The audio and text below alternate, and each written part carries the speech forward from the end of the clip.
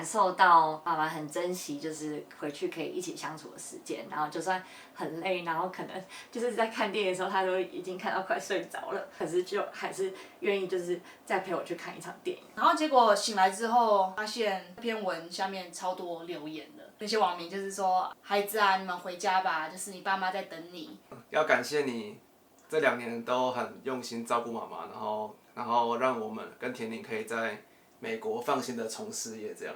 什么父亲节又这么感性？欢迎收看《矽谷1001夜我是 Rachel， 我是田宁，我是明燕。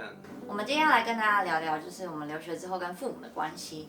那在台湾的时候，我们其实都还蛮幸运的，和家庭都有蛮紧密的关系。但是因为出国之后呢，每年可能就只有回去短短几个礼拜的时候，就是有跟父母相处的机会，相处的时间其实就没有办法像以前那么多。所以我们今天想要跟大家聊聊我们出国之后跟父母的关系的改变，还有我们有什么想要对他们说的话。那我们一开始先来分享我们什么时候跟父母说要出国留学、出国工作的。那时候跟父母说的时候，他们的反应是什么？大概高中毕业的时候决定要出国留学，然后那时候是蛮唐突的，就是原本完全没有任何的规划出国留学，然后爸妈可能以为我待在台湾国内念书这样，学测考完，然后有这个机会可以申请香港的学校，就想说去试试看。那时候申请上之后，其实我妈也是会有点担心我吧。我记得她还就是语重心长的找我讨论了一番，就是她觉得待在台大念也不错啊。但是讨论了一番之后，她还是决定就是放手让我去试试我想要尝试的事情。那明艳呢？家人本来就是期望我出国念书，所以感觉就是一直在他们的期望上面走。所以等于是申请上的时候，他们是比较开心的角度，就是有达到原本规划的目标的感觉。对。其实我原本也都完全没有想过要出国念书。从小的时候就是可能看一些杂志啊，然后看比如说《天下》杂志，然后大家分享说他们在哦，你小时候看《天下》杂志，这感觉是很大人看的东西。就是会有儿童专栏，不是我想巧虎本。国中的时候很喜欢看人家就是出国的时候，然后他们就会写一些在国外在过生活的那种文章。所以其实你是心之所向啊，你本来就有对这方面有向往。但是我自己从来没有真的想说要有机会出国念书，但是就是进到大学之后，然后就真的好像身边蛮多人就是有在思考这件事情，然后加上明艳我跟他交往之后，然后我就一直知道他未来想要出国念书，所以就发现说，好像其实这件事情现在已经没有这么遥远，好像是身边还蛮多人就是有在思考这件事的。后来那时候就是可能有开始跟爸爸妈妈讲说，那之后有机会的话，说不定可以出国。我觉得他们都是比较没有到特别支持，或者是没有到特别不支持，但是就是他们就是也是比较秉持着，如果你真的做这个决定的话，那我们当然就是你就好好去做这个决定。那你们可以分享一下当初出国的时候那个送机的场景是什么吗？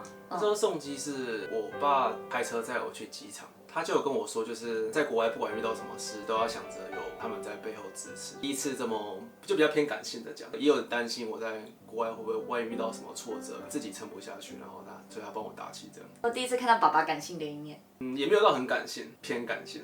男人的感性，对，我感觉得出来他已经偏感性了。我觉得我从小都没有看过爸爸感性或是爸爸哭，然后妈妈她就比较常看到妈妈哭，因为我们一起看电视剧，妈妈就会跟我一起哭这样。对，可是爸爸都是那种就是会在那边笑妈妈在哭啊，然后抽卫生纸给妈妈的那个角色这样。对，然后那次送机的时候，就第一次看到爸爸就是眼眶有泪水，就觉得他展现了不同的一面，那个画面到现在也是觉得印象很深刻。哇，我的话我已经10几年前了，那时候是我爸妈陪我一起去香港，于是我送他们走，陪我把学校的手续都办完。我记得我跟他们道别的时候，离开酒店的时候，我就边走边流泪，在街上哭这样子。对，因为我觉得哇，好像从这一刻开始，我真的就是要自己生活了。因为我小时候我妈其实就是把我们照顾得无微不至。做出国留学这个决定，有一部分也是希望自己可以学习怎么独立。一刻开始我就想说，哇，真的是这一刻开始我就要独立嘞。我记得我妈就是还去那个超市帮我把很多零食都买好，然后塞在我宿舍，然后我就想到这些，我就边走边哭，这样走回宿舍，开启了我的在海外留学的10年。哇，好感动哦！天哪，在想18岁那时候。对，因为就比你们年轻很多吧。对啊，就会比较无助的感觉。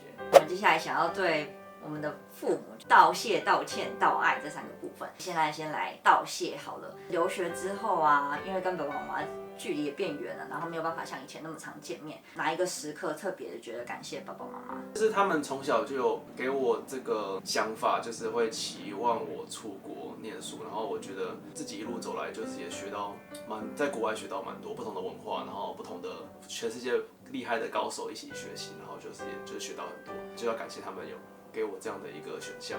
从小就是也是世界各地有些地方旅游，就算英文没有讲得很好，但是可以有勇气开口，然后去争取自己的权益。就从小时候就先打开视野的感觉。现在每年回台湾的时候，感谢他们也会把那段时间就是空出来，然后就是会让我感受到他们的重视嘛。那段时间回去，然后爸爸他就会已经切好了很多水果啊，就是这个是那个你们在台湾、在美国可能比较吃不到的水果，然后就是会都准备好。可能我会问说，那你想要吃什么？然后我就会说一些台湾小吃啊，什么卤肉饭啊、蚵仔米线之类的，他们就会就说好，那我就去吃那个。然后我也还蛮谢谢妈妈，就是因为我每次回台湾的时候，我就会把时间都排得很满，就是可能我会又会想说，很怀念就是在台湾看个电影，然后很怀念在台湾去个台湾的餐厅，然后可能下午的时候又想去 KTV 唱歌，就是会想做这些事情。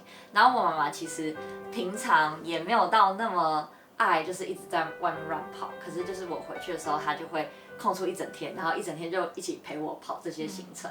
对，然后我就可以感受到妈妈很珍惜，就是回去可以一起相处的时间。然后就算很累，然后可能就是在看电影的时候，她都已经看到快睡着了。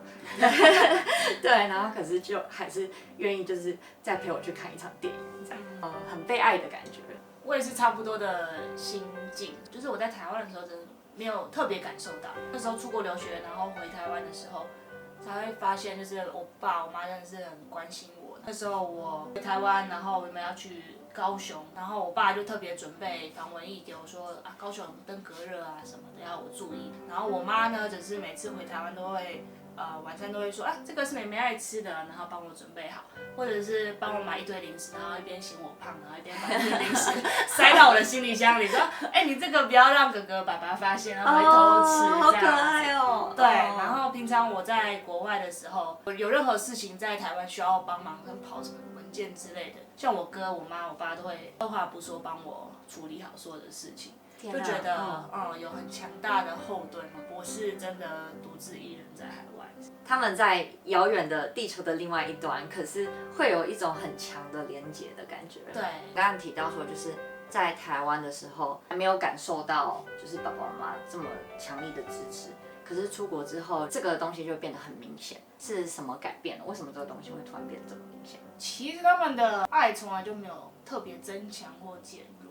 只是我在台湾的时候太习以为常，我出国的时候少了这些平常可以感受到的时刻，然后回台湾就会感受到特别强烈他们的爱这样子。可能以前在台湾的时候，爸爸妈妈都做家事啊，然后洗衣服啊这些，然后在台湾的时候就也是会觉得很习以为常，然后出来这些都真的要自己做的时候，才会发现爸爸妈妈真的是已经照顾好很多麻烦的事情。为了让我们没有后顾之忧，专心念书。刚才我们讲到道谢，那我们现在聊聊道歉。留学之后有没有曾经哪个时候感觉到对家人有一些愧疚？一直都蛮愧疚的。我妈那时候其实生病，就觉得自己没有办法待在台湾，然后分担很多照顾的责任，觉得自己好像一直在逃避嘛，也会觉得自己是不是有点不懂事，还想要出国做自己想做的事，而不是在妈妈很需要我的时候待在她身边。到现在都会一直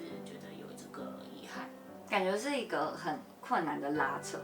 当下你想要去探索这个世界，一方面又觉得想要陪在家人的身边。那时候应该是正值很精力充沛，想要去探索世界的一个年纪，没有顾虑到太多自己的责任这样子。就我觉得我对爸爸妈妈亏欠感也是没有办法告诉他们一个很明确的我什么时候要回台湾。一开始出国留学的时候，妈妈那时候也是觉得说可能念个书，然后接下来可能就会回台湾工作了。但是后来又会觉得说那想要再试试看，可能在美国再多工作几年的经验。我记得有一次妈妈就还蛮感受到妈妈小心翼翼的，可能就是试探一下的感觉，就是那你们是在打算工作1-2年之后就回来吗？给的答案都只能是，不确定，还要再看看，也是会觉得没有办法给他一个很明确的什么时候会回到他身边，觉得自己在探索，然后可是他们就只能等待我们探索完之后给他们一个答案。说到这里，也都很感谢父母，就是其实心里都知道他们很希望孩子陪在他们身边，但他们有时候为了不让我们有任何的压力，他们可能不会选择说出来。他们可能就是问一下，那你接下来打算是什么？申请到了这间学校很棒之类的，但是其实他们心里不一定希望你申请上这些学校，然后继续在外面漂泊。但是他们还是知道孩子有自己想要追的梦，默默的 support 他们。他反而会站在你的角度，然后去想一个，当下你可能最好的选择，然后却不一定是对他们最好的选择。我妈妈也是2年前有严重的脑中风，她曾经有说过，就是我们在美国待满10年回去，谁也不知道，就是在还等不到我们回去就突然发生这样的事情。然后有时候也觉得自己是不是有点自私，就是自己在美国照着自己的规划在走。突然想到一件事，就是在香港念书的时候，我其实是一个很节俭的人。过年的时候，机票都特别贵嘛，我其实前2年是没有回去的。后来大4的时候，我就觉得过年好像还是想要回家一趟。那个学期我有买机票这样，但是因为怕就是除夕那天撞课，所以我是买了稍晚一点，会错过年夜饭的一个时间。到了除夕那天，就突然有一个很强烈的渴望，是希望回去跟家人一起吃年夜饭。因为我整个大学都没有跟家人一起吃过年夜饭。那天除夕早上，我就先跑到机场，问说能不能把机票提前一点，让我可以赶上年夜饭。这个机场的人是说要改票500港币，就大概2000台币。那时候对我来说是一个蛮大的数目。想说好算了，那我就先去睡一觉。那时候刚好我有把这件事 po 到 PTT 的航空版，就是问说那个改票的事情。然后结果醒来之后，发现这篇文下面超多留言的，那些网民就是说，孩子啊，你们回家吧，就是你爸妈在等你。那500块真的没什么，跟家人团圆比较重要，这样子。就是一些出过社会的一些经验人士，可能已经看过很多这种事情，然后真的是真心的劝我们这些小孩子，能够把握跟爸妈团圆的时间就要把握。然后还记得还有网友就是私讯我说，这个500块港币我帮你出，你赶快回去跟爸妈团圆这样子。天哪！突然就是觉得自己很幼稚，就是很不成熟。就是怎么会为了500块放弃跟家人团聚的机会？我记得我那天睡觉起来看到这么多留言，我就很后悔，然后就哭着跑去那个机场柜台，然后跟他说我现在可以搭这一班飞机。他机场当然是说不行，因为他已经要起飞了。那一次就是我错过了年夜饭这样子。我现在就是也希望观众如果有类似的情况的话，绝对是把握机会跟家人团圆可以相处的时间，胜过改机票的一些小钱。小时候真的会比较不知道这些相处机会的重要性，可能就会把注意力更放在现在很有形的金钱啊，或者是年轻的时候可能会更重视跟朋友一起的时光，但是真的随着家人老去，就有时候会不知道什么时候会是最后一次跟他们相聚的机会。刚才我们讲了道谢、道歉，然后还有我们最后就是要道爱，及时的把我们想要说的话就是告诉他们。所以我们现在有个挑战，就是打电话给父母，把想说的话跟他们说，然后来看他们的反应会是什么。好，好紧张哦。好，那我先打电话给我妈妈。你觉得你们跟爸爸妈妈说我爱你，他们是会回说我也爱你的吗？那会有点紧张，说发生什么事了？Call ended。爸爸，更紧张，更紧张。喂，喂，爸爸哦。怎么样？你在忙吗？我没有，我在吃饭。你在吃饭了？哦。怎么样？要打电话跟你说，就是我很爱你哦，然后很谢谢你跟妈妈支持，就是我们在美国，然后虽然你们也希望我们回台湾，但是却还是就是让我们就是有机会可以在外面冲，然后让我们就是做对自己的选择，然后这么支持我们，这样。对。对啊，这样应该没有问题吧？因为你突然会问这个，好像觉得有点怪怪的。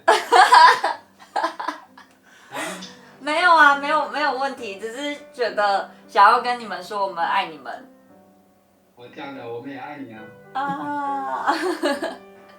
真的。就是我们在拍 YouTube 的影片啦，然后我们就是想说要及时表达我们的想法，所以就想说直接打电话告诉你们。